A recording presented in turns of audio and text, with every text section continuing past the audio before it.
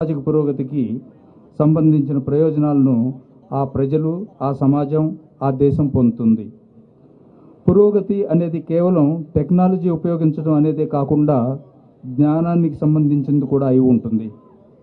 జ్ఞానం కలిగిన సమాజాన్ని సృష్టించడానికి దేశంలోని పౌరుల్లో విస్తృత అవగాహన, విమర్శనాత్మక ఆలోచనలు మొదలైనవి చాలా ముఖ్యం. ప్రపంచంలో ఎక్కడైనా వేగంగా సామాజిక మరియు భౌతిక పురోగతిని సాధించేవి జ్ఞానంతో ఉన్న సమాజాలు మాత్రమే. అయితే సమాచారం మాత్రమే జ్ఞానం కాదు. మనకు లభిస్తున్న సమాచారం సద్వినియోగం చేయబడి, వ్యక్తీకరించబడి, సుస్పష్టంగా మరియు తార్కికంగా వినియోగించబడినప్పుడు వ్యక్తులు, సమాజం మొత్తం, దేశం ఉన్నత శిఖరాలను అధిరోహిస్తుంది. అలాంటి జ్ఞాన సంపదే ఏదైనా సమాజాన్ని జ్ఞానంతో ఉన్న సమాజంగా చేయగలుగుతుంది. ఆవిష్కరణలు